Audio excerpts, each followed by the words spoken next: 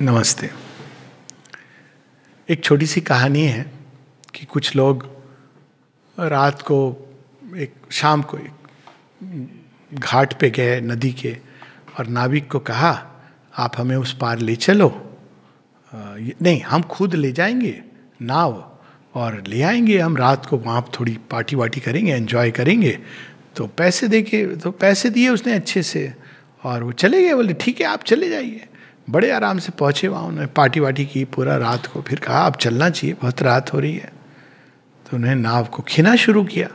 अब कितना भी खेते रहे, नाव घूमती जा रही है वहीं पर। वहीं अंत में वो थक के वो चूर हो गए और वहीं सो गए नाव में। अब नावी जो मल्लाह है ढूंढ रहा है मेरी नाव आई नहीं।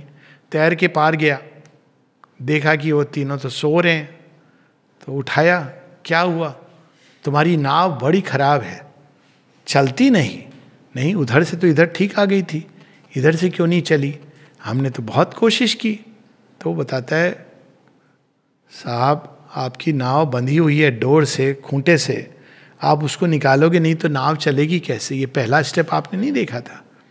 तो ये योग में भी अक्सर लोग कहते हैं भीतर जाना, अंदर जाना। कहते हैं हम भीतर कैसे जाएं? ये टेक्निक नहीं है, ये एक नेचुरल अवस्था है कि जब हम बाहर की चीजों से बंधे रहेंगे तो हम भीतर नहीं जा सकते। आप बैठ सकते हैं 2 घंटे, खुद को भी धोखा देंगे, आस पास वालों को तो बहुत धोखा देंगे। 2-2 घंटे बैठ के ध्यान करता है, पर भगवान को धोखा नहीं दे सकते। वो देख रहे हैं कि ये बैठ के वहां क्या कर रहा है। तो क्यों नहीं जा पाते? बड़ी सिंपल सी बात है, हम बंधे रहते हैं बाहर के जीवन से। बंधे कैसे रहते हैं इसका भगवत गीता में बड़ा सुंदर वर्णन है। इंद्रियों के द्वारा कैसे हम बनते हैं? इंद्रियां जिस ऑब्जेक्ट्स को पूरे दिन जिधर इंद्रियां भटकती हैं वही चीज आपको रात को या ध्यान के समय, रात को तो चलो आपका ध्यान के समय वही इंद्रियां जो भटक रही थी, मन ने उन सबको अपने इमेजेस बनाए हुए हैं। जितने व्हाट्सएप पे आपने फोटो देखे, वीडियो देखे, शेयर किए, लाइक किए, सारे तालिबान जितने भी देखे आपने, जब ध्यान करते हैं तो वही तालिबान आंखों के सामने आ जाता है। क्यों? क्योंकि आपकी इंद्रियों ने वहां ले गई।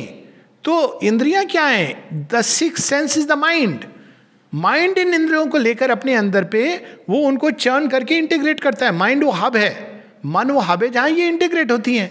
इंद्रियां अपने आप में कुछ नहीं है। अगर आपका मन सो गया, अगर इफ यू आर अनकॉन्शियस, तो इंद्रियां सारी खुली है, नथिंग विल रजिस्टर। कान खुले रहते हैं एक कोमा में, ये वो रजिस्टर भी होगा तो एक कहीं इनडिस्टिंक्ट सा होगा, रजिस्टर होगा, लेकिन उसका कोई सेंस नहीं होगा। सो इंद्रियां जो हैं वो अपने आप में, मन उनको लेता है और उन इमेजेस को स्टोर करता जाता है सबकॉन्शियंट में, सब स्टोर कर दी। तो सारे दिन लगा रहा व्यक्ति, हाय मेरा बच्चा, हाय मेरा फ्रेंड, हाय मेरा ये वो। तो क्या हुआ? जब आप बैठे ध्यान करने के लिए तो वही फ्रेंड, वही बच्चा, वही पुस्तक, वही यूनिवर्सिटी, वही सब आ रहा है, वही किताबें, क्योंकि वो whole day is spent on that. तो नहीं आएगा, क्योंकि आप प्रयास भी करोगे तो नहीं होगा। आंख मूंद लेने से मन की एक्टिविटी नहीं बंद होती है, अनफॉर्चुनेट ट्रूथ। तो क्या करना होता है? Start with the regulation of the इंद्रिया। प्रैक्टिकल एडवाइस, व्हाट्सएप के लिए समय निश्चित करिए। सारे दिन नहीं, पूरा कुछ हर टिंग पिंग के ऊपर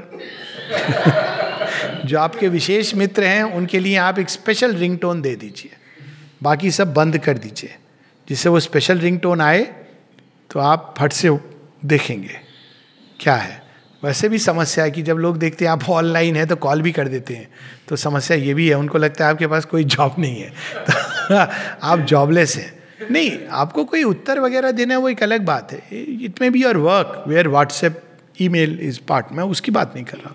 पर हर चीज़ का, हर वीडियो, हर चीज़ को खोलना देखना जरूरी नहीं है। लाइक करना एज इफ आपके लाइक करने से वो बड़ा कोई उसे don't have to do it. हाँ, किसी को बुरा लग सकता है लगने से। इंद्रियां भाग रही हैं 10 दिशाओं में।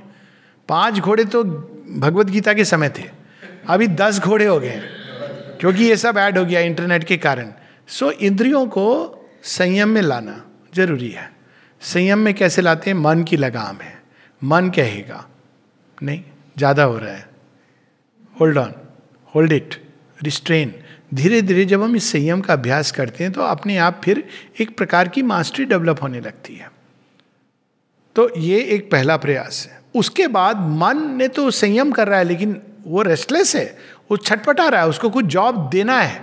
तो नॉर्मली उसका जॉब डिस्क्रिप्शन है इंद्रियों को लेके इंटीग्रेट करो, ये मन का जॉब है, वो लगाम है। तो उसको अगर आप जॉब नहीं दोगे तो वो फिर छोड़ देगा, फिर वो भागती चली जाएंगी। तो लगाम को बुद्धि के हाथ में दे देना है। अब बुद्धि डिसाइड करेगी डिपेंडिंग ऑन द गोल। आमतौर पर हम क्या करते हैं, बुद्धि का एक ही उपयोग करते हैं जो दुरुपयोग है। मन और इंद्रियों की सब हलचल को जस्टिफाई करते हैं।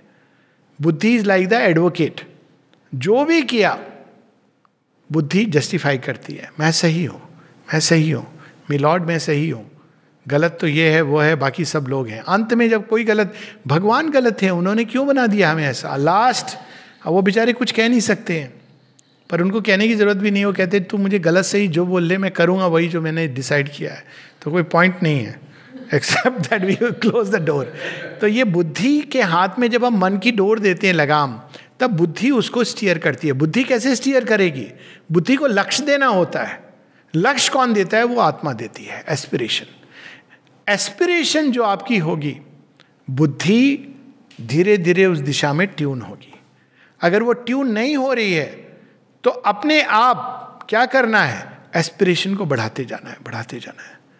क्योंकि दिस इज द लॉजिक, जो गीता में इसको इस तरह से समझाया गया है। इंद्रियों के बाद मन में खींचना, मन के बाद बुद्धि, बुद्धि के बाद एक रथी है, ये सारथी है बुद्धि, लगाम उसके हाथ में। लेकिन अगर इसको रिवर्स ढंग से देखें तो इंक्रीज द एस्पिरेशन इनसाइड। जैसे संसार में अगर आप बैड विल को काउंटर करते हो तो इंक्रीज द गुडविल इनसाइड।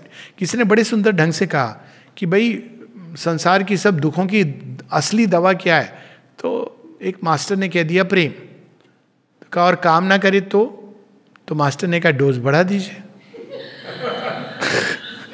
दूसरे पर असर होगा नहीं होगा मालूम नहीं, आपको जॉय मिलेगा क्योंकि आपका हार्ट खुल जाएगा। Love give Joy, it doesn't matter. तो उसी प्रकार से अगर हम एस्पिरेशन को बढ़ाते जाएं, don't bother about the other things, तो अपने आप, बिकॉज एस्पिरेशन बढ़ रही है तो बुद्धि को दिशा देगा। एस्पिरेशन बढ़ाने के लिए गोल स्पष्ट होना चाहिए। इसीलिए माँ कहती है your aspiration should be crystallised. केवल इमेज से नहीं होगा कि एक अग्नि जल रही है, अग्नि कहाँ जा रही, क्या हम चाहते हैं, माँ के चरणों में सब कुछ रख देना, हाँ, माँ से पूरी तरह एक हो जाना, ऑल राइट। इफ इवन वो नहीं लक्ष्य मान लीजिए आया, ये आर्टिफिशियल चीज नहीं हो सकती, सेवा करना भगवान की, या और भी हम एक सेकुलर ढंग से आ जाए, हमारे अंदर शांति की स्थापना होना, हार्मनी, पीस, जो भी चीजों को जब हम एस्पायर करते हैं और परसिस्टेंटली करते हैं। इसलिए श्री अरविंद क्या करते हैं, कहते हैं कि your aspiration should be persistent. तो जैसे जैसे वो बढ़ती है, बुद्धि धीरे धीरे कहती है सुनना तो मुझे रथी की बात है। बुद्धि कौन है, सारथी है।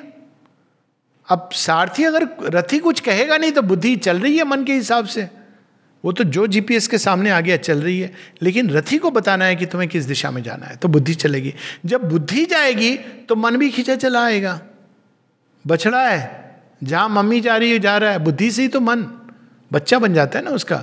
तो जहां बुद्धि जाती है धीरे धीरे मन वहीं रमने लगता है, और जहां मन जाता है फिर इंद्रिय भी कहती है तुम्हारे बिना तो मुझे सुख ही नहीं मिल रहा है, मैं देख तो रहा हूं लेकिन मजा नहीं आ रहा है। क्यों? क्योंकि मन अब उसको दिशा में ले जा रहा है। So this is the process of yoga, of going inward. Surface consciousness से डिटैच करना जरूरी है। हम रह करके 24 घंटे इन्हीं चीजों में अगर लिप्त रहेंगे तो ईश्वर प्राप्ति नहीं हो सकती। देन वी शुड एक्सेप्ट कि it is impossible. But the way is not always कि हम उससे डिटैच करिए, but the way is aspiration को बढ़ाते जाना। जैसे जैसे एस्पिरेशन बढ़ेगी अपने आप सारी चीजें खींच करके उस दिशा में चलती चली जाएंगी। पर साथ में अगर हम इस एंड पर भी काम करें, अपने आप को डिटैच करें, तो अपने आप कॉन्शियसनेस अंदर खींच के जाएगी, क्यों नहीं जाएगी। बट सरफेस चेतना से, उसके आवेग, वेग, संवेग, इनसे हमको अपने को अंदर की ओर डिटैचमेंट अलग करना है। नमस्ते।